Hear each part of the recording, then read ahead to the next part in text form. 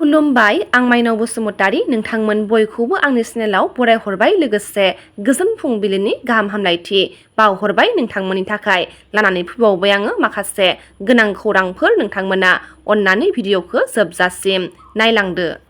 दिनैनि गिबि खौराङावनो दङ मोनसे गोजोनथाव रादाब। फैगौ 1 मे बड'फा उपेन्द्रनाथ ब्रह्म बिथांनि 35थि थैनाय सानाव हादोरनि राजथावनि दिल्लीयाव बड'फा उपेन्द्रनाथ ब्रह्म बिथांनि मुसुखा गायसननाय जागोन होनना प्रमद बर' बिथाङा बुंथिनायखौ नुनो मोननाय जादों। बेयो गोजोनथाव जानानै फैदों दि दिल्लीयाव लाला राजपत राय लामानि मुंखौ बड'फा उपेन्द्रनाथ ब्रह्मनि लामानि मुङाव दोननाय जासिगोन। दिल्लीयाव लाला राजपत राय लामा Kailash colony metro' station /A18 Kailash कल'निनिफ्राय लाला राजपत राय लामा A5/A6 कैलाश कल'नि सिमनि लामानि मुंखौ बड'फा उपेन्द्रनाथ ब्रह्मनि लामानि मुङाव दोननाय जासिगोन। मख'नो गोनांदि दिल्लीनि बे बड'फा उपेन्द्रनाथ ब्रह्म बिथांनि मुङै मोनसे लामानि मुं दोननायनि थाखाय भारत सोरखारखौ साबायखर बावहरदों आसामनि गिबि मन्थ्रि बिथां डक्टर हिमन्त बिश्व शर्मा बिथाङा।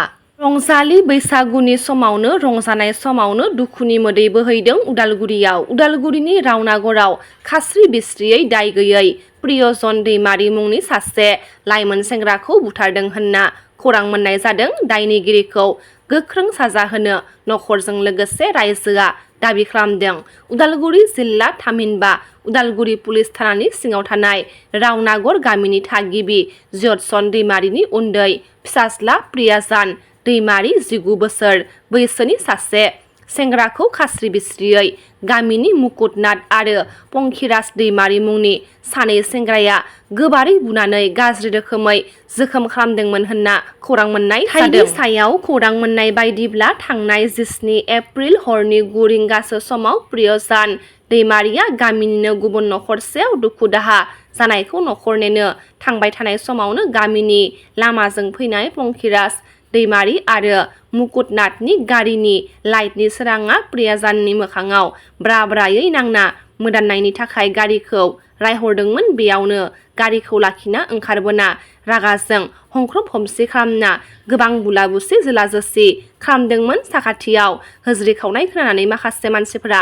होसोबोदोंमोन। उनाव गामिनिनो मानसिफोरा बिसोरनि मुकुट पंखिराजनि बेबायदि इनायै बुनायखौ नुनानै गुरैयै हेंथा होनानै बोखारफैदोंमोन आरो गोब्राबै जोखोम जानाय प्रियजान दैमारिखौ हरावनो गिबि फाहामथाय होनो लांनाय जादोंमोन। नाथाय नखरनि रांखावरि आंखालनि थाखाय बिफाया साननैसो सम लाना मोजां देहा फाहामसालियाव लांनायनि जा जगार खालामबाय थानाय समावनो थांनाय 24 एप्रिलनि हराव ओंखाम जाखांना लामा सेराव लोगोफोरजों दसे जिरायनाय समावनो हरखाबै देहाखौ बोरैबा मोन्दों बुंनाय लोगो लोगोनो हां नागारो। दायनिगिरि सानैखौ पुलिस बिफाना दासिम खानो हायैखौ गामिनि रायजो राजाफोरा थाबैनो हमना आयेननि साजा होनो दाबि खालामदों खौरां बिजोंनि गेजेरजों। दुवार ओनसोलनि DGPनि आफादगिरि पारमिनास नार्जारिखौ उन्दै बैसोनि हिनजावसाखौ जिनाहारि खालामनायनि दायआव DGP दोलोनि आफादगिरि बिबाननिफ्राय बोख्लायबाय होननानै DGPनि लोगो आफादगिरि कमल सिं नार्जारि बिथाङा रोखा फोरमायथिनायखौ नुनो मोननाय जादों। BTCनि बारग' चिफ हाग्रामा महिलारि बिथांखौ टाइगार इज बेक होनना BPFनि सोद्रोमाफोरा बुंना लानायनि सायाव मिरु UPPL लाइमोन गांखंनि गाहाय नेहाथारि डक्टर सांग्रां ब्रह्म बिथाङा माखासे बाथ्राखौ बुंथिदों। मोसानिफ्राय रायजो राजाफोरा सांग्रां आरो गोजान जानानै था मोसानि खाथियाव रावबो थानो नाङा होनना डक्टर सांग्रां ब्रह्मआ खौरां मेलनि गेजेरजों फोरमायथिनायखौ नुनो मोननाय जादों।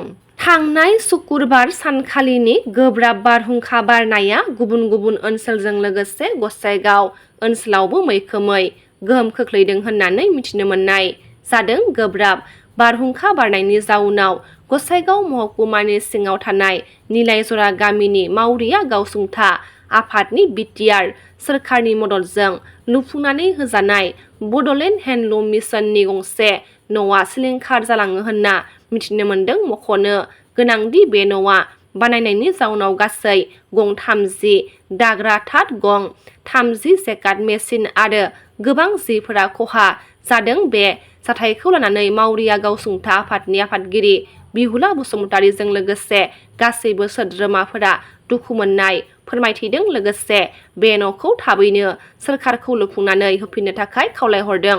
गुबुन फारसेथिं कन्ट्रेक्टरा न'खौ मोजाङै लुफुंनानै होयैनिबो अजद दैखांदों गावसुंथा आफादनि सोद्रोमाफोरा।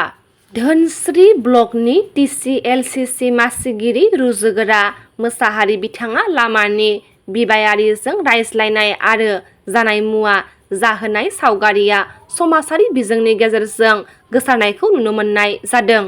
GSP दोलोनि सा 12 सोद्रोमाफोरा BTRनि CM प्रमद बर' दैदेननाय UPPL दोलोआव जयनिं जाबाय होनना मिथिनो मोनदों। UPPL दोलोनि नीति आदर्शखौ मोजां मोननानै UPPL दोलोआव जयन जानाय GSP दोलोनि सा 12 सोद्रोमाफोरखौ BTRनि गाहाय खुंगिरि प्रमद बर' बिथाङा बरनायखौ नुनो मोननाय जादों।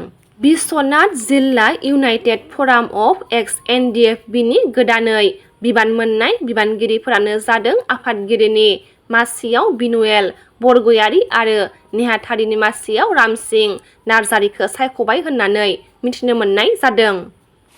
दिनैनि रादाबा एसेनोसै। गाबोन फिन गोदान मोनसे रादाब लानानै लोगो मोनगोन। नोंथांमोना भिडिअखौ जोबजासिम नायबायब्ला अन्नानै लाइक, शेयार, कमेन्ट लोगोसे साबस्क्राइब खालामनानै होदो। गोजोन्थों।